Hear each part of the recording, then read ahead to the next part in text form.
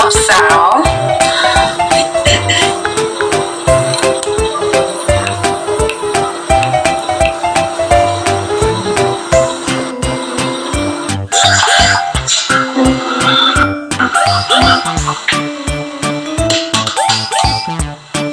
Hey guys, what's up?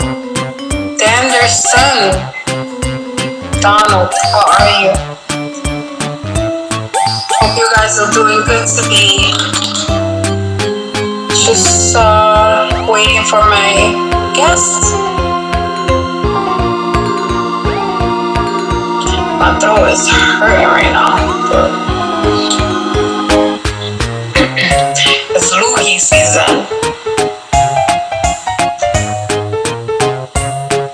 Megan, where are you? I'm holding up okay, hanging in there, getting ready to start this new job, so trying to get as much work as I can done, before that, because then I don't know what my schedule's gonna be like. Where is this girl? What's up with you? Oh, excuse me. What's up with you guys? How's life treating everybody? Hey Josh, I see you.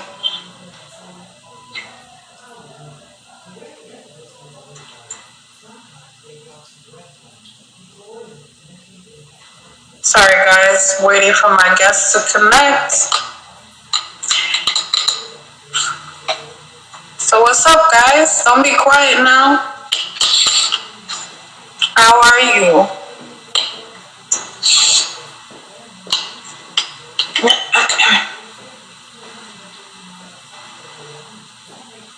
What is this girl?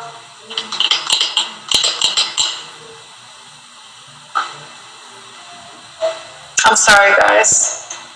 Waiting for my guest right now, and I'm not sure what's going on.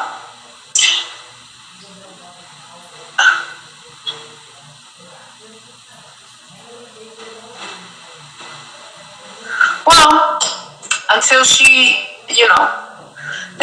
gets on, talk to me guys, what's up? I actually just finished a podcast, and we were talking about the whole cancel culture Dave Chappelle thing going on, for those that missed it.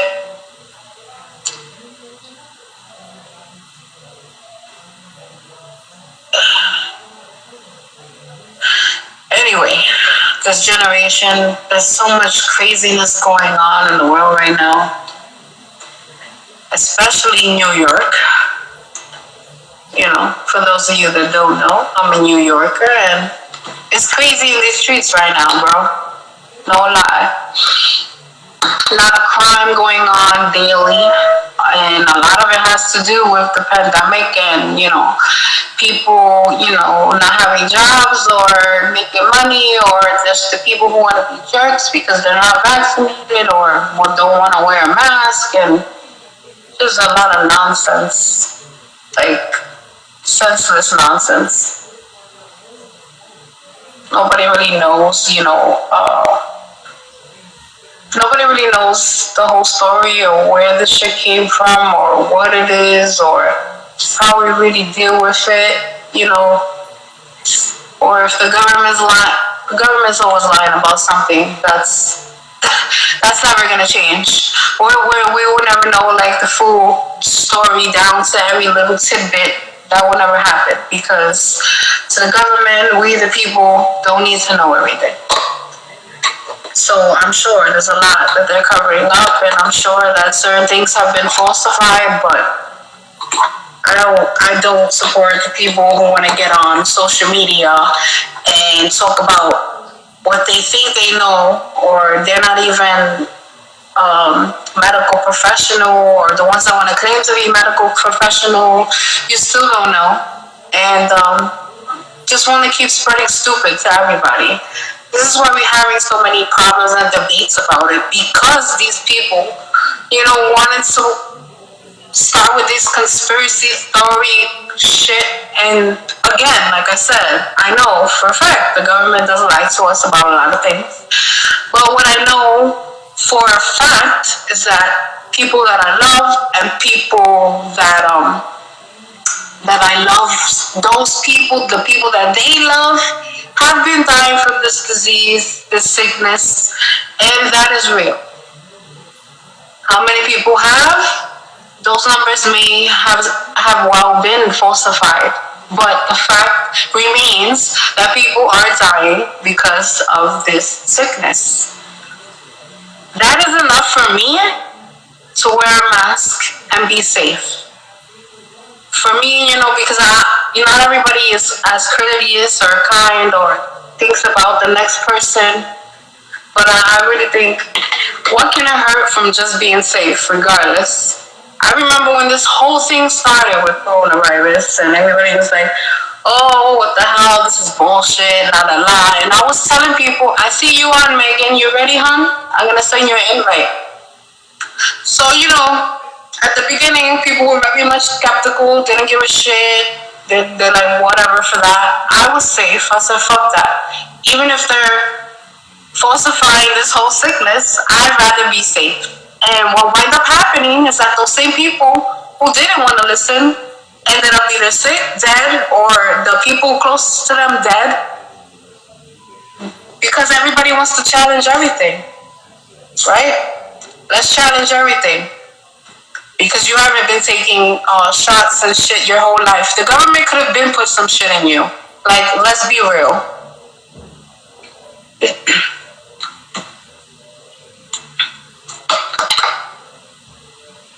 Alright, my guest. There she is. Hello, beautiful. What's up, I was just talking shit until you was right. How are you? How are you? I'm good. How are you? I'm alright. I feel my throat a little bit because the weather's been weird over here. Oh, gosh. I don't know, I'm getting a little bit of a scratchy throat.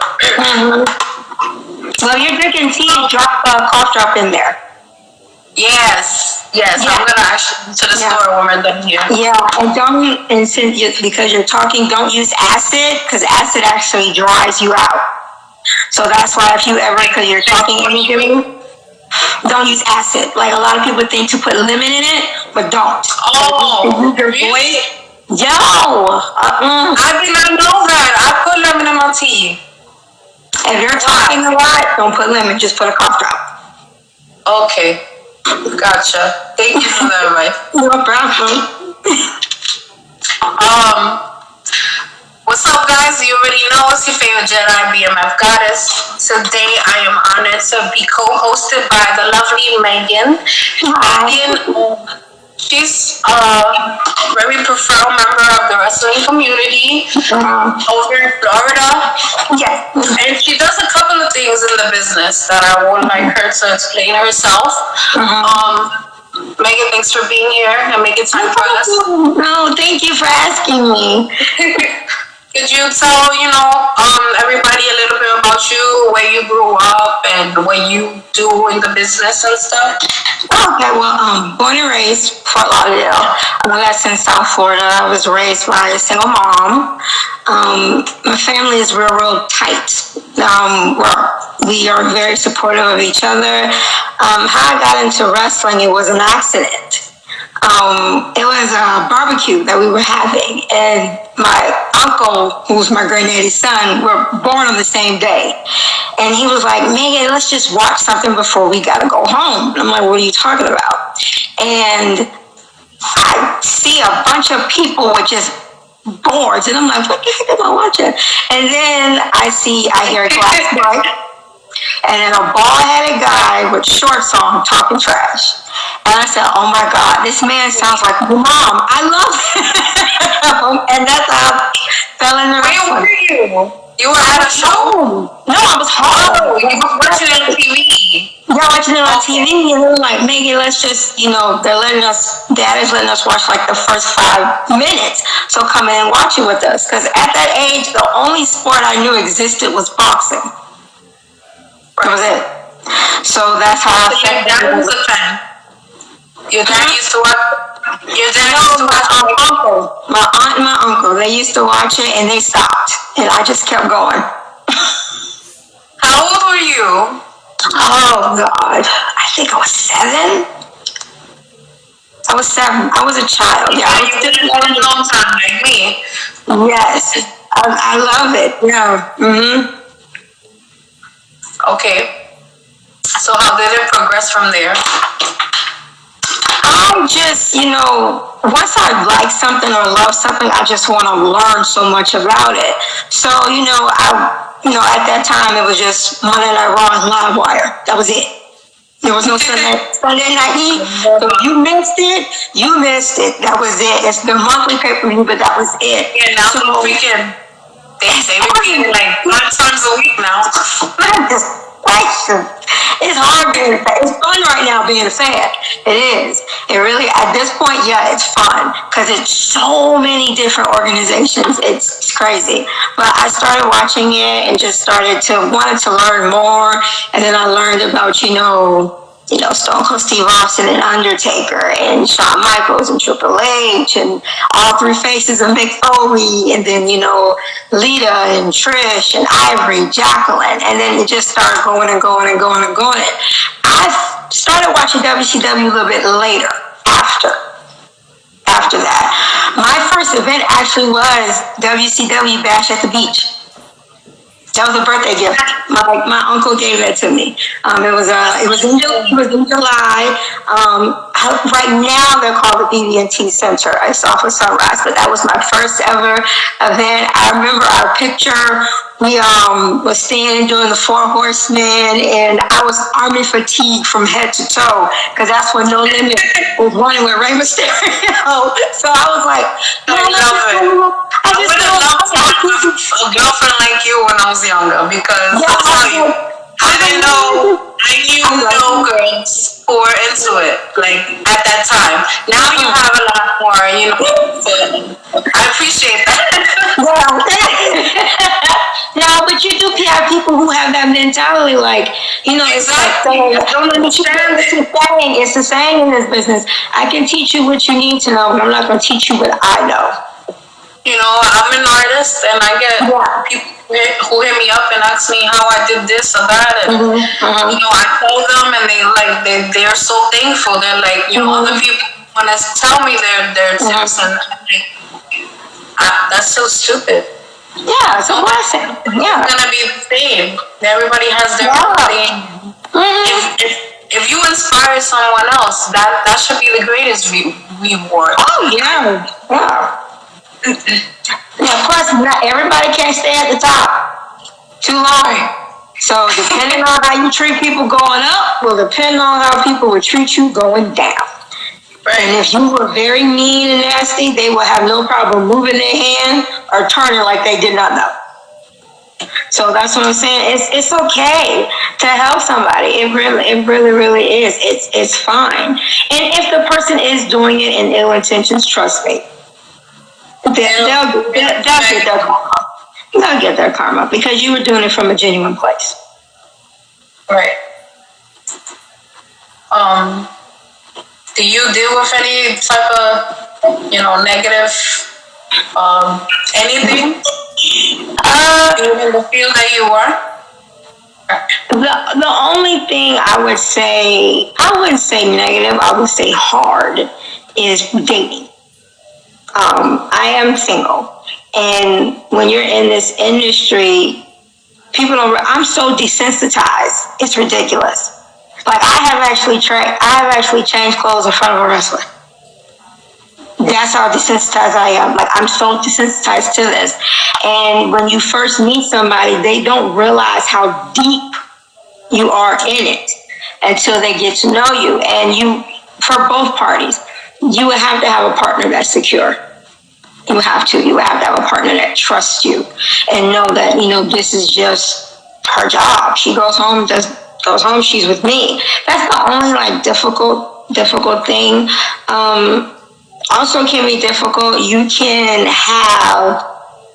There have been instances where I've had a wrestler who kind of didn't understand why I was getting a little bit more attention than them. But I tell people constantly, you got to understand, I'm not a wrestler. So I'm an announcer, an interviewer, and commentator. Okay, then you add on top of that, I'm a woman. Then you add on top of that, I'm a black woman. Then you add on top of that, I'm a plus size woman. So I have to work 150 times harder to even get a glimpse of the recognition you can get by posting a wrestling video within 30 seconds. Speak. You preaching right now. Yeah, so and this is my, at the end of the day, we're all in this because we have one thing in common. We're chasing a dream. Some may get there faster than others. Some may, pace there. But at the end of the day, we're all doing the same thing, no matter what field. We're all chasing the dream. We're doing this. We're sacrificing, essentially, spending time with our family, or if you have children, to make our dream come true. So that's why I don't understand why we just can't get on one accord, because we all have the same thing in common. Right. Absolutely. I love that. I love this girl. Oh my God! Anybody got any questions or comments for her?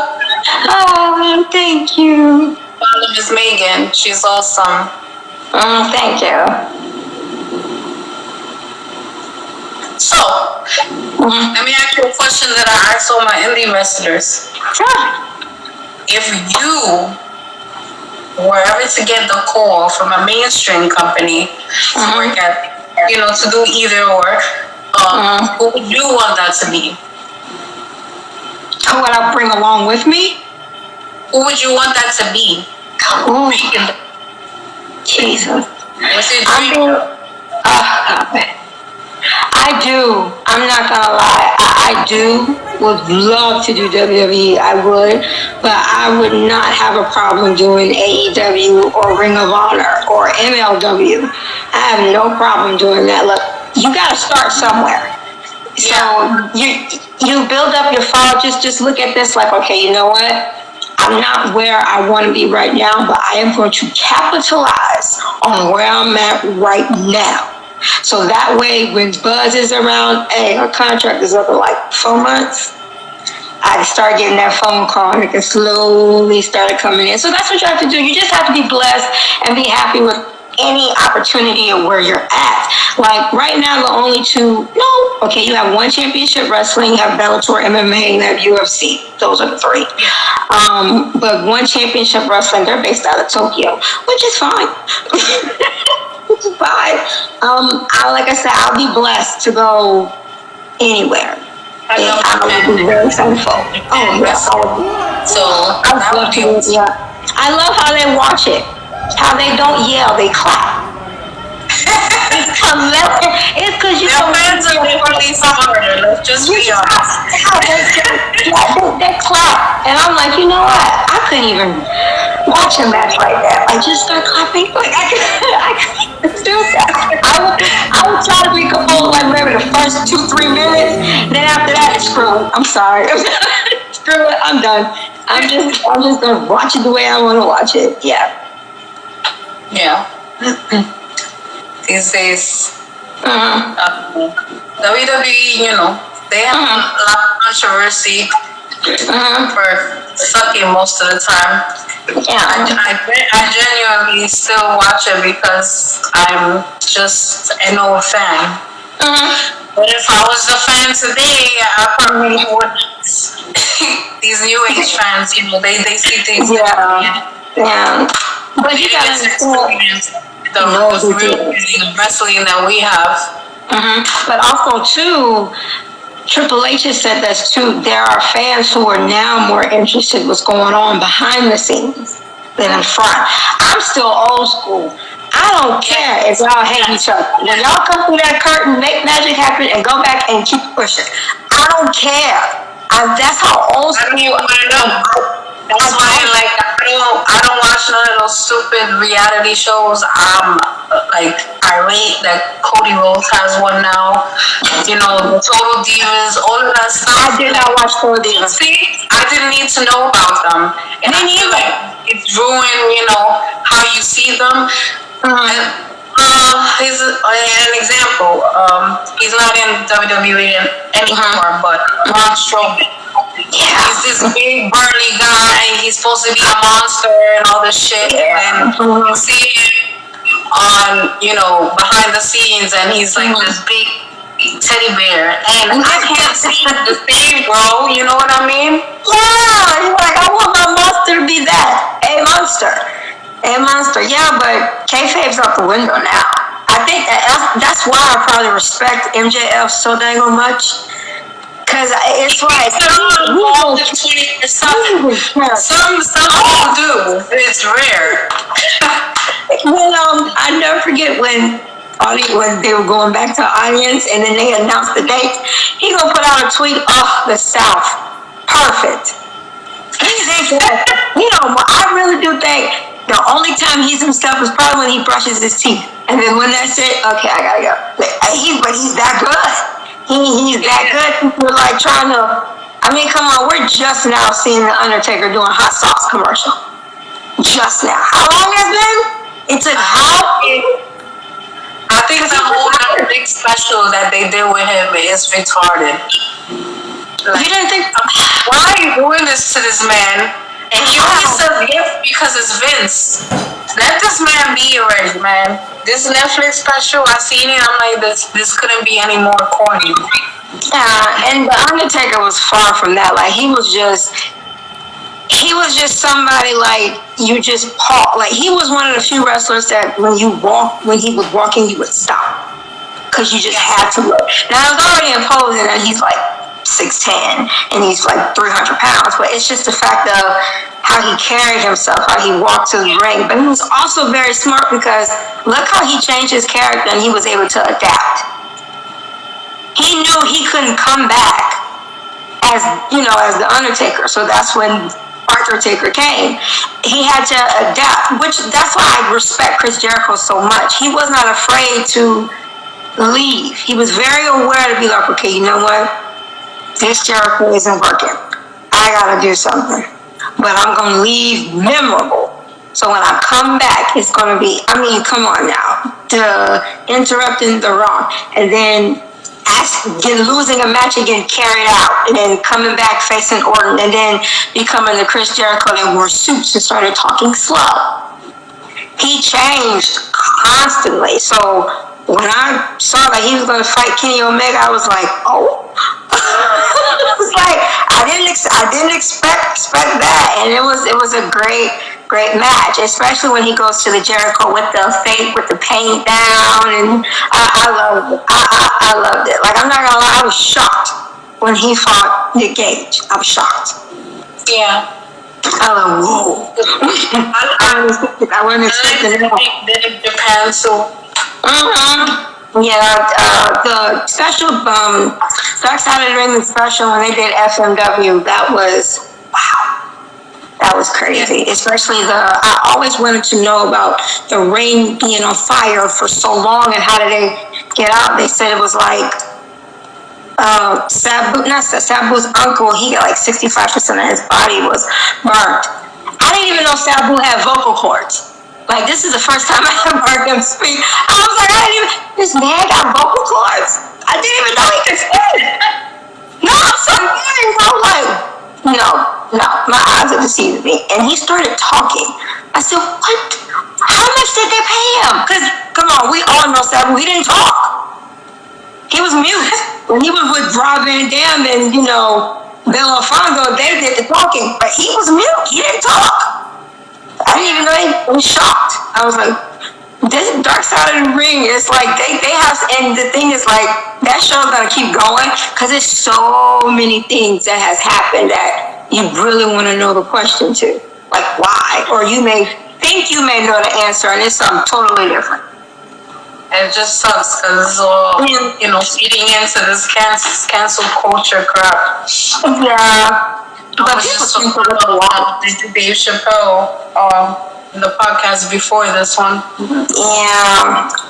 I love Dave Chappelle. This is what I got from it. Basically, what he was saying was this man, it was self-defense. But he got away with murder. Self-defense? the person is no longer here. And he said something about the community and people want to, bash him. I get where he was going, but I like his style of comedy. So in order for you, sometimes you got to know the comedian in order to understand. Like, I love Jordan Peele. My aunt did not understand Us, but I am a big fan of his. So I understood the things that were going on because I'm a big fan of it. Yeah. And I'm not trying to be funny, but y'all really think that's going to stop Dave Chappelle? This man is an OG. If he can walk away from $80 million, do y'all think y'all comments is going to make this man be like, oh, I'm sorry? No, he probably doubled down on the situation because he's wonderful one said his presence, his diversity, to reinvent themselves. I think me and my boyfriend was talking about this earlier. I think Dave Chappelle's gonna be the reason why one of the reasons why cancel culture will end. And I fully support him. So yeah, comedians come on, like these are comedians. So I understand what he was saying. Being a comedian today must be one of the toughest jobs. You gotta I go to a comedy show like that. Everything we used to joke about with no problem now gets dissected. Oh yeah, people want to dissect it and things like that. But you gotta understand, comedy came from pain. That's what it really. Look at Richard Pryor. His best work was when he was unfortunately addicted to drugs and he was burnt. Then he came back, did a whole special. That was the highest rated special he did. Yep. So comedy comes from pain. Martin Lawrence, run tell that. We finally found out why he was passed out on his yard. Yeah, comedy comes from pain. Music artists. Everything they put into their work, like music artists and writers. Yeah. It's all an expression, whether it's music, rap, poetry, comedy, wrestling. It's an expression. It's some type of expression, whether it's verbal or physical.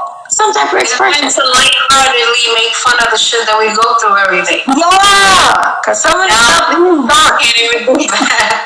No, you can't. Because it's like if you mention your life and you pick at it, some people will be like, oh wow, that's great. They were able to turn that negative into a positive. And then the other half would be like, why would you laugh about something like that? Like, because I went through it, I got through it, and then I'm able to share my story. Right. That's why. And that's another thing. I feel that you laugh at something like that. That's funny to you. It's like, oh, I'm canceling you because you think it's funny. Like, yeah, I'm laughing at myself. I'm laughing at myself. That's the key thing. I'm laughing at myself. Or they take current events and try to spin it to make it funny. I went with Trump supporters posting up, Trump memes I thought was funny, and it wasn't so funny to them. Oh yeah, that's one thing. I'm just like, I'll stay away because y'all getting too bold. So I'm gonna keep my distance. Especially when you're in a certain line of business, you have to worry about how it's going to affect you. I've had this conversation with people as well, like, what if, because, I am somewhat of a public figure and my stuff does go out, all my material goes out to the public and not everybody. My podcast is definitely not for everybody because I have an uncensored floor and I welcome all opinions. Whether I agree with them or not, because I'm always up for a debate and I'm always up to agree to disagree. Yeah. But, what if one day somebody says, oh no, the goddess said this and you want to cancel her? And I've had that, so I'm not too worried about it. Yeah. Y'all motherfuckers, I'm definitely not one of the, weak people. Yeah. You try to cancel me, I'm going to come back like a heart attack. But thank you. sucks that you even have to think about this now. Yeah, everything is like you gotta it's like I can say it's double Dutch in a way. It's like you gotta feel the area and get rock back and forth. Like okay, all right. Do I say this? Do I say? It is like that. It is like that. but now it is. Now you have some people who won't. I have thick skin, not just regular thick skin, alligator thick skin. So a lot of the stuff that people say, it don't. For me to be shocked, I would really have to be like, I did not see that coming. Like this person or the situation. But other than that, it's like you. And that's also too, like what people you look up to, you can't put them on a pedestal because they're human, just like you. Just how you can wake up and make a mistake and maybe hurt your sibling or your parent or your child. It's the same thing for them too. Everybody's not gonna have a good day. So that's how you have to look at it that way. You have to. Everybody is human. They make mistakes. You learn from your mistakes. So you don't do that and try to penalize somebody for an opinion that they have. Sometimes, whether it's asinine or not, but don't hold them to the cross for that. Don't do that. Because that's the point of having an opinion. What they say, opinions are like assholes. Everybody have one and they stink. Yeah.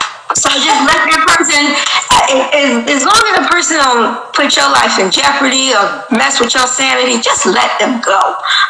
Just keep going. For real. Megan, thank you for being here. I definitely, you come back.